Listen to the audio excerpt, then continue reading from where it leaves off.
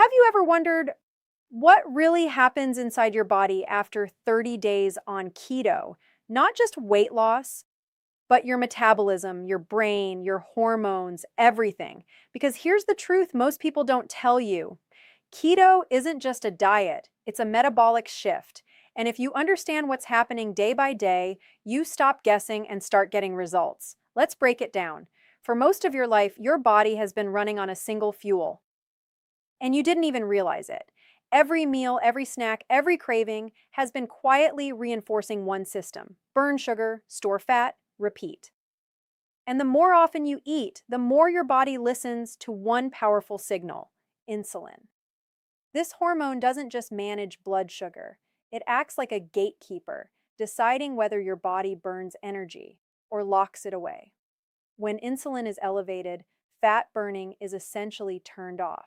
Your body becomes a storage machine, carefully packing away energy for later, even when later never comes. Now imagine this. What if the problem isn't how much you eat, but what your body is allowed to do with what you eat?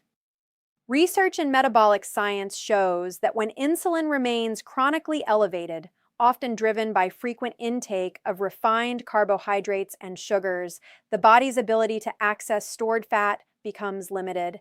This is one reason why some people feel stuck, even when they're trying to eat less. It's not simply a willpower issue, it's biology. But here's where the story changes. Your body was never designed to rely on sugar alone. It was built with a second powerful system, one that most people rarely activate. A system designed for survival, for endurance, for tapping into the most abundant energy source you carry every day: stored fat. This is the fat-burning system, and it has been with you since the beginning. The only thing it's waiting for is the right signal. When carbohydrate intake is reduced, something remarkable begins to happen. Insulin levels start to fall. Not instantly, not dramatically at first, but steadily. And as insulin lowers, the lock on fat storage begins to loosen.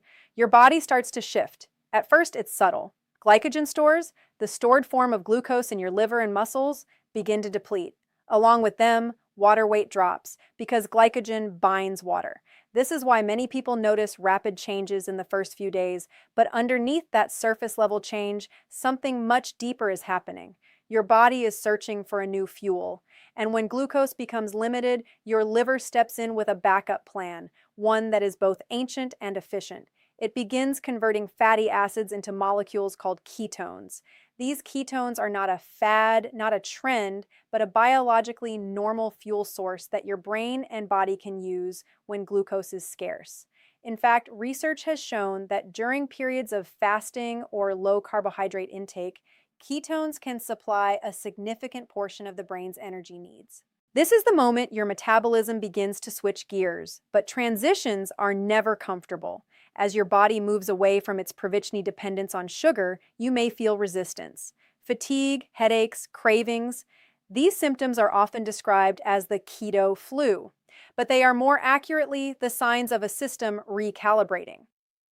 Electrolyte balance shifts. Fluid levels change.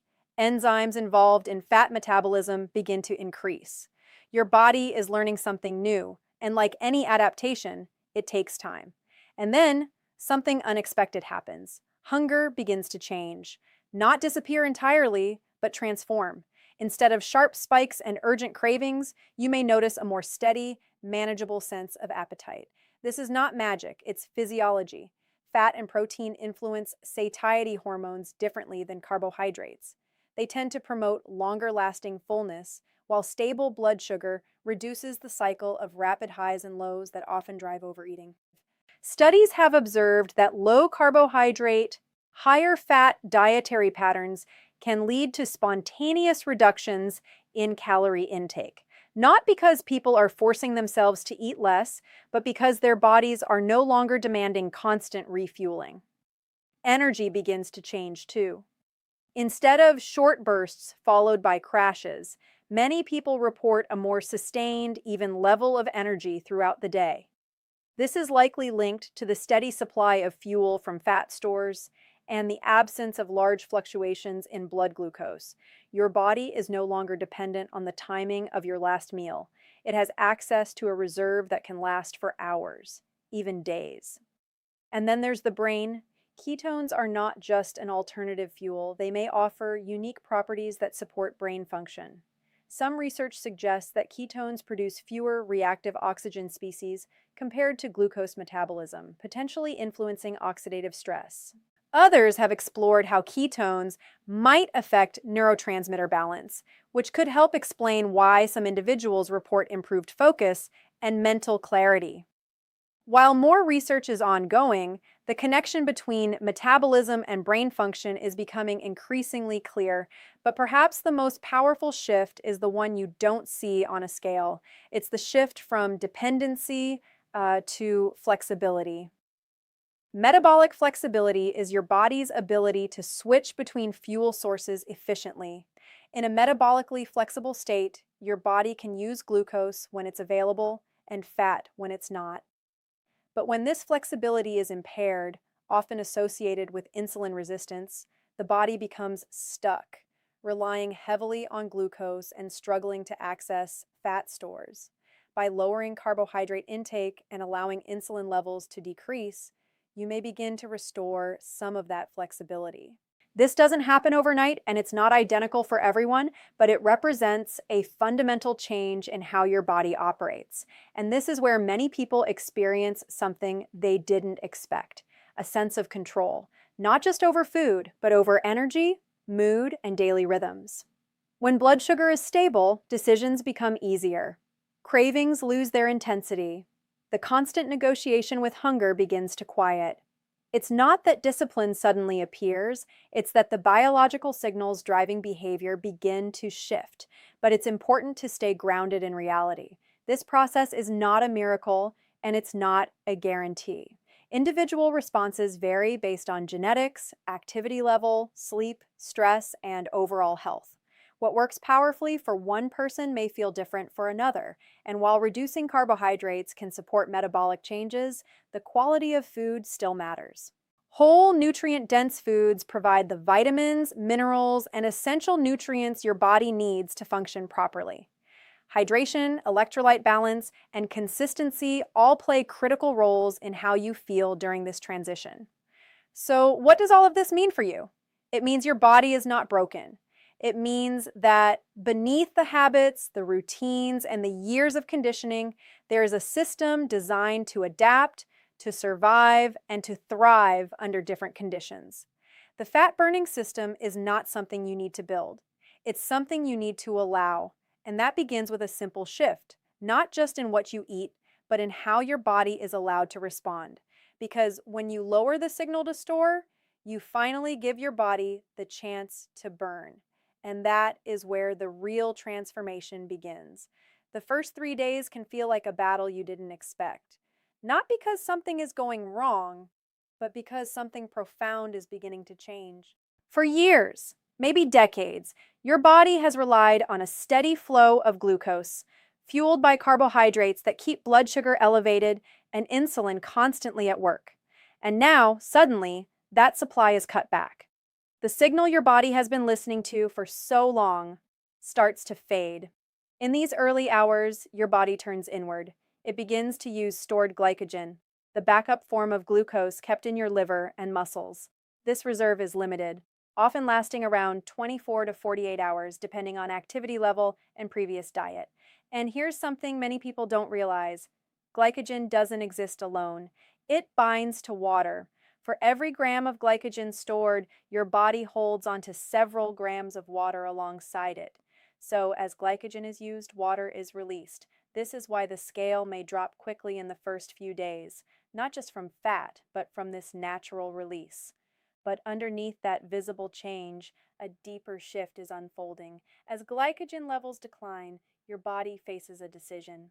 It can no longer rely on its provisional glucose supply. Blood sugar begins to stabilize at lower levels, and insulin, this powerful storage hormone, starts to decrease. And when insulin falls, even slightly, it sends a completely different message. Energy is no longer being stored. It's being mobilized. But your body doesn't switch fuels instantly. It hesitates. It adapts. This is where many people begin to feel the resistance. Fatigue sets in, a heaviness that feels almost like walking through fog. Headaches may appear, sometimes mild, sometimes persistent. Cravings intensify not just out of habit, but because your brain has been conditioned to expect quick energy from sugar. These sensations are often grouped under a single phrase, the keto flu, but they are not an illness. They are signals, evidence that your body is recalibrating its entire energy system. Science helps explain why this feels so intense. When insulin drops, your kidneys begin to excrete more sodium. This shift in electrolytes, especially sodium, potassium, and magnesium, can affect hydration, nerve signaling, and muscle function. That tired, drained feeling. It's not just about calories, it's about balance. Studies have shown that maintaining electrolyte intake during this phase can significantly reduce these symptoms, supporting the body as it adjusts. And while your body is letting go of glucose, something remarkable is beginning behind the scenes.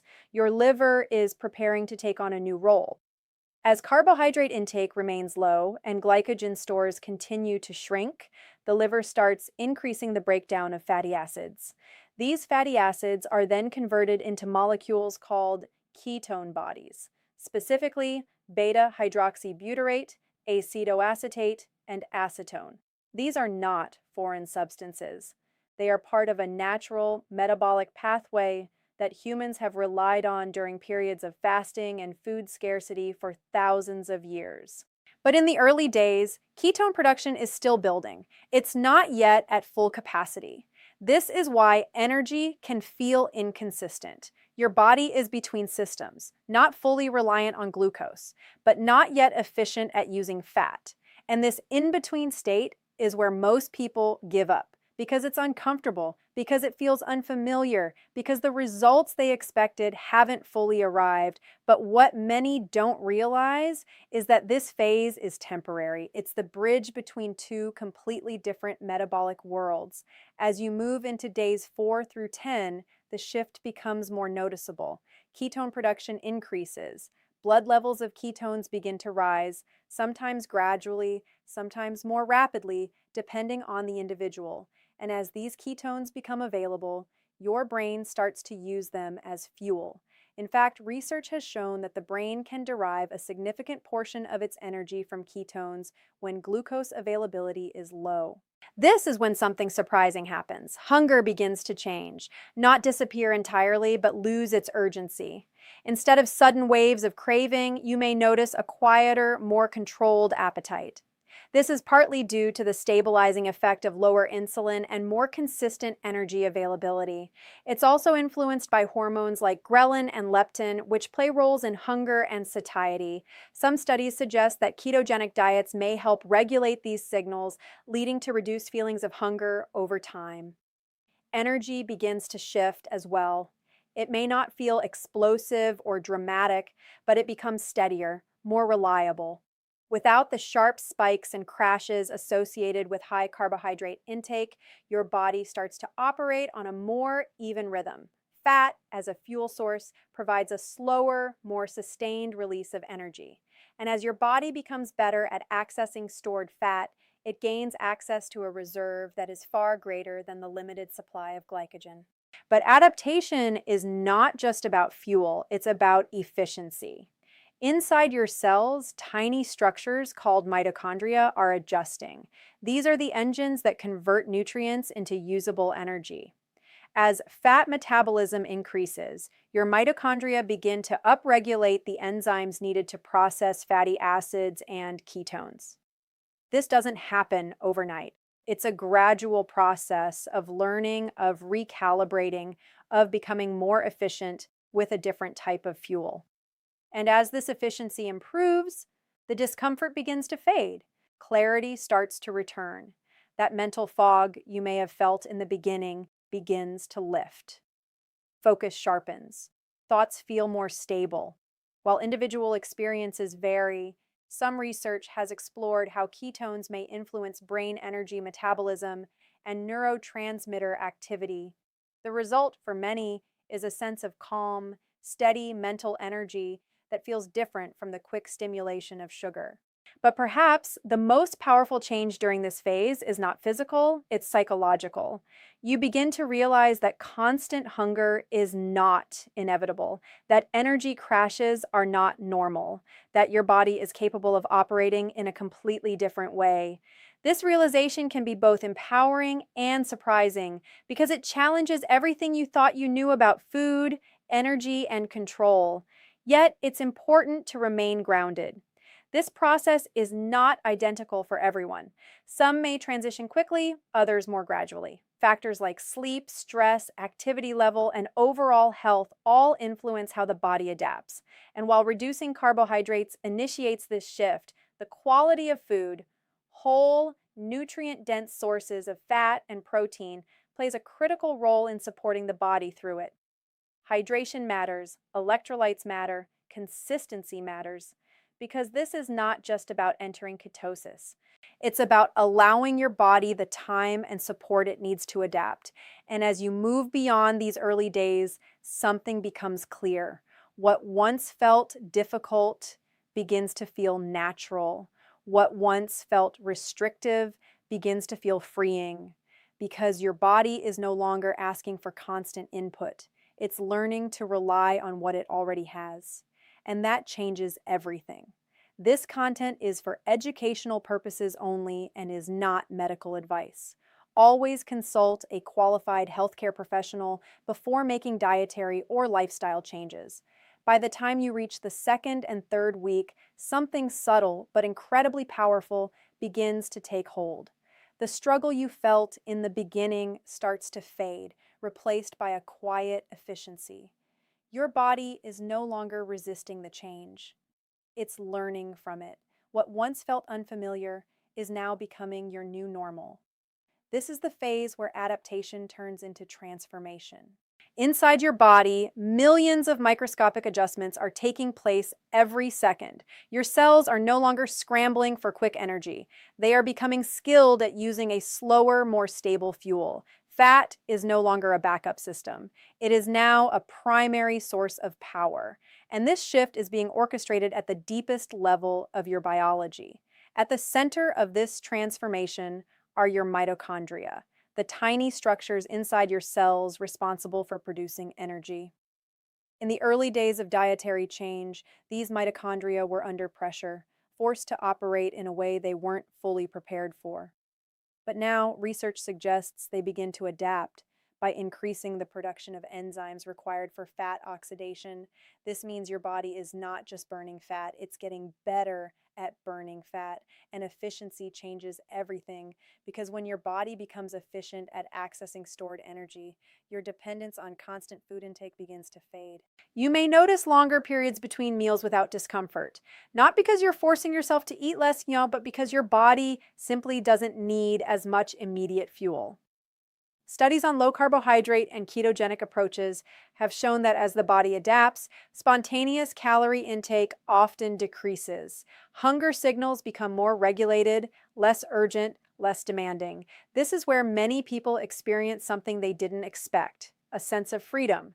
Freedom from the cycle of eating every few hours. Freedom from the constant pull of cravings. Freedom from the fear that missing a meal will leave them drained or unfocused. And this freedom is not psychological alone.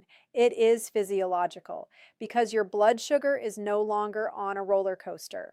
When you rely heavily on carbohydrates, blood glucose rises quickly after meals and often falls just as quickly. These fluctuations can trigger hunger, fatigue, and irritability. But in a fat-adapted state, energy supply becomes more stable. Fat provides a steady release of fuel, and ketones act as a consistent energy source for the brain. This stability may help explain why many individuals report improved mood and fewer energy crashes during this phase. And then there is the brain itself. As ketone levels remain elevated, your brain begins to rely on them more efficiently. Some research has explored how ketones may influence brain metabolism, potentially producing fewer reactive oxygen species compared to glucose. This could play a role in reducing oxidative stress, a factor associated with aging and various chronic conditions. While the science is still evolving, the connection between metabolic health and brain function is becoming increasingly difficult to ignore. But perhaps what feels most noticeable is not what's happening inside your cells, it's what's happening in your daily life. Focus becomes sharper. Tasks that once felt mentally exhausting may feel more manageable. There is less of that mid-afternoon fog, less of that feeling where your brain seems to slow down without warning. Instead, there is a steadiness, a quiet, consistent clarity that allows you to stay engaged for longer periods of time. Your mood may begin to stabilize as well. This is not about constant happiness or unrealistic expectations. It's about balance. Without the rapid swings in blood sugar, emotional highs and lows may become less intense. Your body is no longer reacting to sudden changes in energy availability. It is operating from a place of consistency, and consistency builds confidence. Because when your energy is predictable, your decisions become easier. When your hunger is controlled, your choices become clearer. When your body feels stable, your mindset follows. But there is another layer to this transformation, one that often goes unnoticed. Your relationship with food begins to change. In the early days, food may have felt like a source of comfort, habit, or even stress. But as your body adapts, that emotional intensity can begin to soften. You start to see food less as an urgent need and more as a tool, a way to nourish your body, to support your goals, to maintain your energy, not to chase it. This shift is powerful because it's sustainable. It's not built on restriction or willpower alone. It's built on alignment between what your body needs and what you provide. And then there's metabolic flexibility. This is one of the most important yet least discussed aspects of long-term health. Metabolic flexibility refers to your body's ability to switch between fuel sources, glucose and fat, depending on availability. In a metabolically inflexible state, often associated with insulin resistance, the body struggles to make this switch. It becomes reliant on glucose, even when fat stores are abundant.